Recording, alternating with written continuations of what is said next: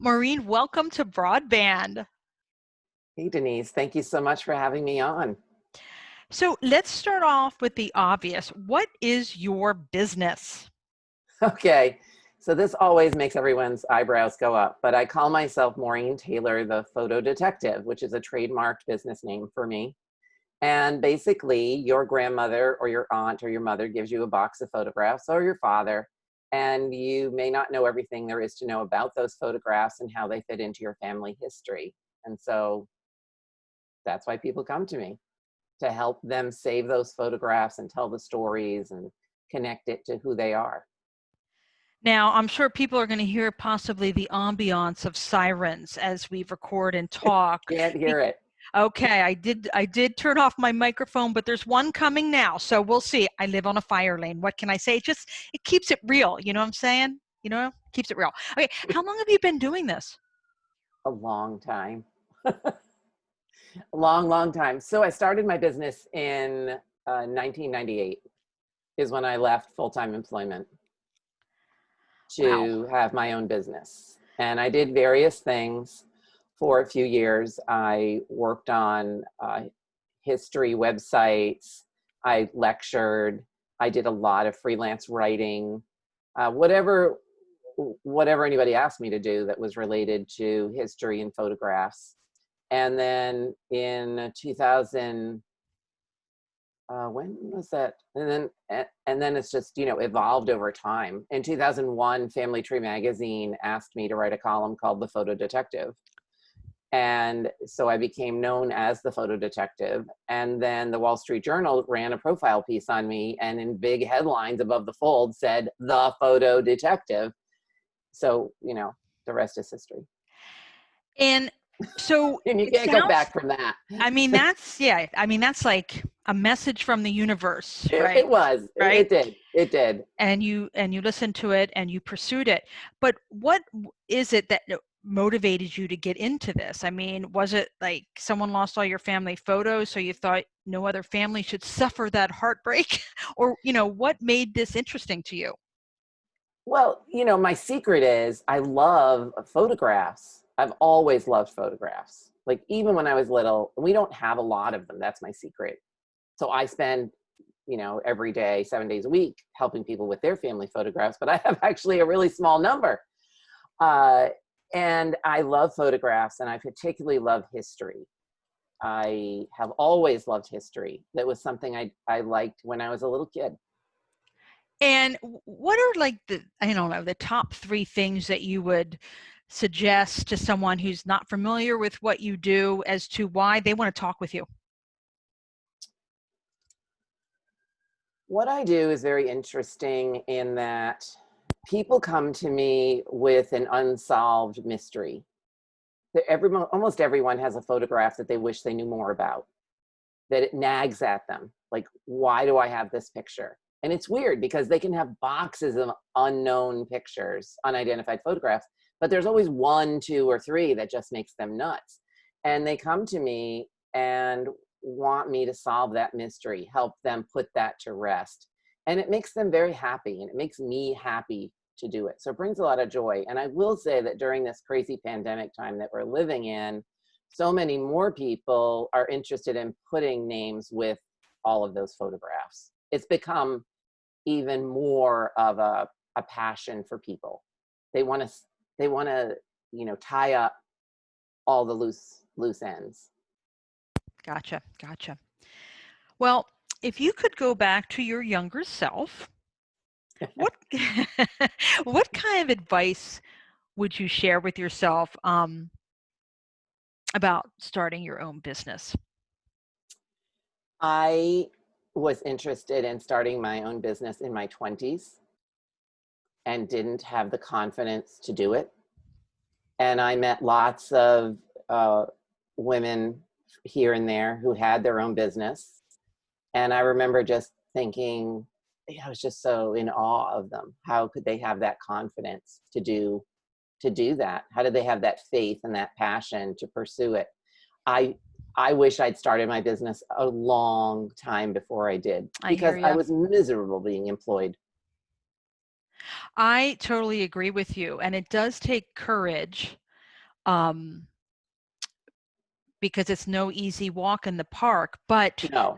the joy and the benefits and the freedom and the flexibility that you get with it, I think it kind of outweighs the pain points. That's how I look at it. The independence. Yeah. So this, for me, it was a self-confidence issue Mm-hmm. and independence. And it wasn't until I was totally miserable in what I was doing and then had some family pressure on me that really required me to be home more, that my husband said, why don't you try this and see where it goes? And it was like, boom, right out the block, I was busy. Look at that. Don't you love when that happens? I do. I really wish I'd done it years and years before. So let's go now into the future, about 5 years or so. What do you think your future self would share with you? Work less. Work less? Yes, I think my future self would say work less. I'm working a lot right now. And I think my future self would say rest. Yeah. Take it easy. Yeah. You don't have to work this much. You know, I do a lot of podcast listening and blog reading and things of that nature, just to learn as part of my professional development, if you will. Yeah. And I would hear all these interviews with these women about business owners saying, you know, oh, I can remember the days when I was working 80 hours a week and I couldn't even afford a latte. And I'm thinking, okay, I'm not feeling motivated now to start my own business, but there has to be a balance, right? Because you can't work 80 hours a week. And I guess really it's about passion too, right? I don't do you work 80 think? hours. I don't work 80 hours a week. I will never work 80 hours a week. I never did work 80 hours a week. I had 2 small children at home. I worked around everyone else's schedule like a nut, fitting in articles. How fast could I write this article in this like window that I had? How could I do this? How could I do that? And now I don't have children at home and I haven't had them at home for a little while. So I feel excited about working on projects I always put to one side. But at the same time, and I balance my life. I've been good about balancing my life, but I still think I worked too much, that there are other things I could do. And certainly when COVID is over, there's a whole lot more things I would like to do. And right now, work is good. I mean, we can't leave our houses really, so. Kind of works out in a sense. Why not work? A pandemic positive. Yeah. Who has influenced you professionally? That's an interesting question. You mean as far as starting my own business? Anything. So I come from a long line of entrepreneurs, meaning people who had their own business. My dad had his own business. His father had his own business. My grandfather had his own business. Certainly not this kind of business, sort of a laboring business, but they worked for themselves. As far as professional mentors, I have a colleague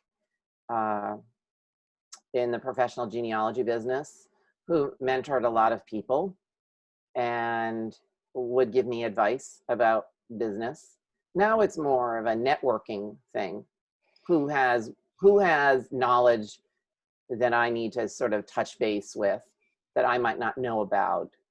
And then I follow a whole bunch of people now. But in the beginning, you know, there just weren't a lot of mentors who did this. How many photo detectives do you know? Right. So it's kind of unique. Exactly. It's not like I have You're a trailblazer. It's not like I have a traditional business. You know, like I have my own jewelry shop or my own design company where I can look for other women who do this. There almost is no one else that does what I do. I think you kind of touched on this in the previous question, but I want to circle back. Like, how do you keep your momentum going, right? You're working hard. There's this weird pandemic going on, something in life is always happening. How do you keep your momentum going, your motivation in a healthy way to manage your business and have it be successful? I drink a lot of whiskey. I don't think that's healthy though. I'm kidding. What do I do? Well, I have a lot of ideas. There are a lot of things that I would like to accomplish. And so I'm using this time to try really hard to focus on things that are important. Mm-hmm. And Mm-hmm. I have some projects I would very much like to finish. I'm a bit of a history nerd as well.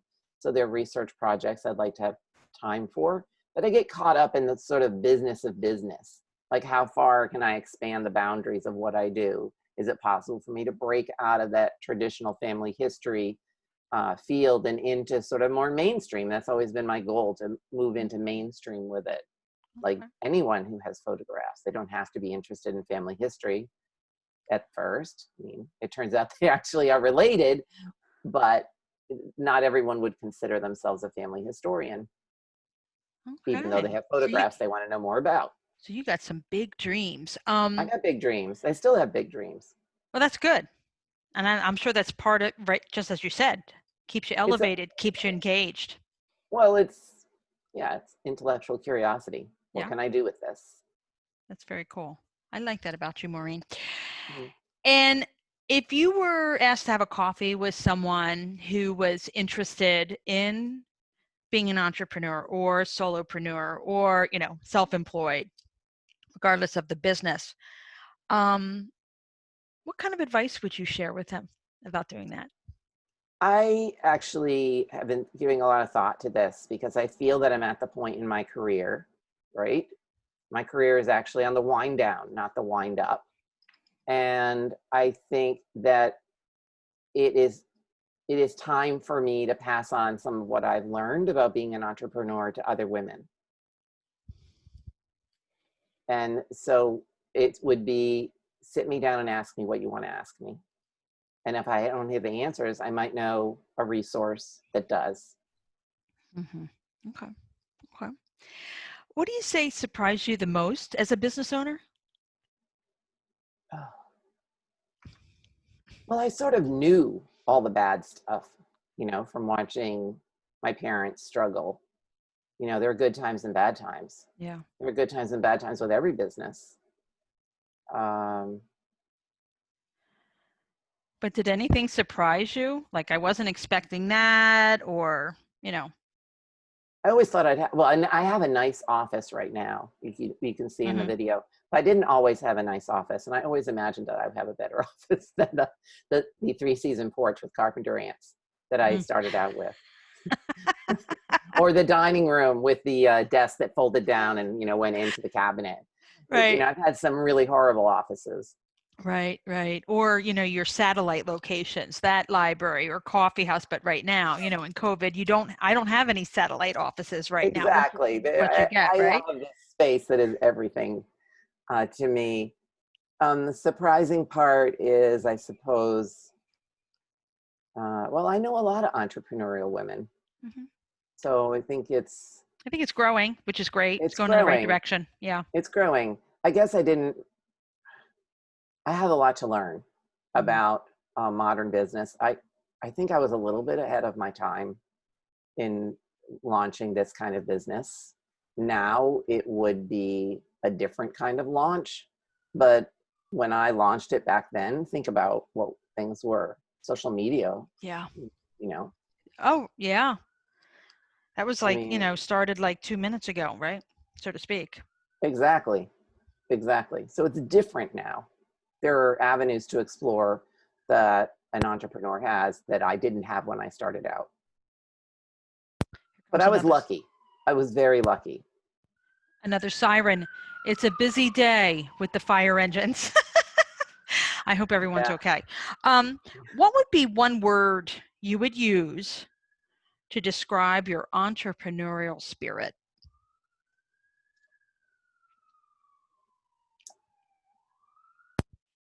Passionate, driven, one of those things. I'm a bit too driven. And how much time do you devote to professional development for your own self to build your skills? I belong to a mastermind group, which, if you don't know what a mastermind group is and someone's listening, it's a group of, in this case, women who get together every other week and we talk through somebody's business problems. And that's actually a lot of fun to hear what women outside of my field have to say about my business. I also belong to a couple of other groups for women entrepreneurs, where I follow these well-known women entrepreneurs who help entrepreneurs. And so I don't know that I spend all that much time every week, but every month, a few hours. Okay. Do you have any resources that you recommend, podcasts, blogs, books, whatever the case may be, for women who are interested in being self-employed and starting a business? Depends on what their business is, but one of the most influential coaches I have worked with is Carol Cox of Speaking Your Brand. And she helped me create, let me think, a TED Talk, a signature talk to profile my business. I just took a webinar to launch course with her, which was invaluable.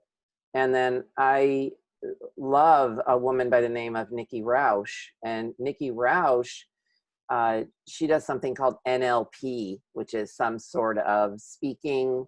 Oh, it's linguistic something. Exactly. Neuro-linguistic. I think I first heard about that through Tony Robbins. Yeah, but I like Nikki. Yeah, yeah. I I think go to it's. women entrepreneurs. And it's Oh so yeah, funny because there are these little bubbles of women entrepreneurs, and it's like, where are the men? But I yeah. think there are a lot more women entrepreneurs than there are male entrepreneurs.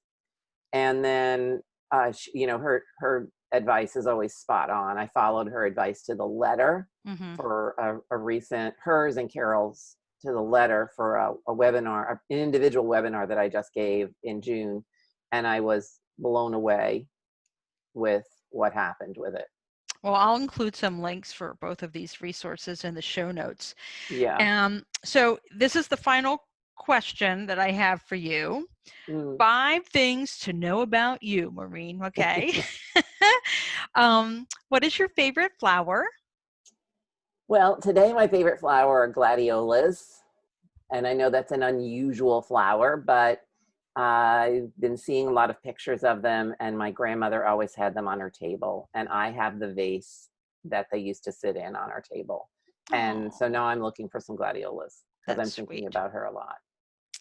Coffee or tea? I don't drink either. Oh, you drink that whiskey. No, I'm kidding. I just drink water. I don't even drink. So if you could go on a trip to Tahiti or Paris, which one would you pick and why? Paris. I'm an urban girl. Yeah. Nature's not my thing. Yeah, I'm not like sit on the beach with the pina colada kind of gal. I want to go in the museums. Yeah. Yeah. I like just wandering the streets of a city. Yeah. Yeah. And explore. Well, you're an explorer. Mm-hmm. Are you an intention setter or a goal getter? They're What's the two different difference? things. I'm a Oh, goal setter. okay. I'm definitely goal oriented and a bit of a deadline junkie. I set deadlines for myself, which is sick, I think. No, I think that's good. No, that's good. Making deadlines for yourself is a very good thing to do. I do that too. Totally do that. Yeah. And do you have a favorite quote or saying that you can share with us? I have a new quote that's brand new just because I read this article yesterday. So hold on for a minute while I call it up. Sure. Um, it's an article that Bill Shapiro wrote for the New York Times. And it just came out just this past weekend. And it just sums up exactly. Oh, I got to find it. Give me 1 second. Actually, it's a quote. He quotes this other guy in the article. Neuroscientist and author David Engelman has written that we all die 3 deaths. The first is when the body ceases to function. The second is when the body is consigned to the grave. The third is that moment sometime in the future when your name is spoken for the last time. But Bill Shapiro says, and I agree, that there is a fourth, the moment the last remaining picture of you is seen for the final time. Oh, that's I kind of think sad. I know it's what everybody says. They all say it's sad, but for me, it's what I do. It's keeping those memories alive of those people that are long gone. I know it is sad. I guess it No, is sad. but it's It's poignant. it's poignant. It's totally poignant. Well, Maureen, thank you so much for talking with me today on Broadband. This was a lot of fun. This was fun, Denise.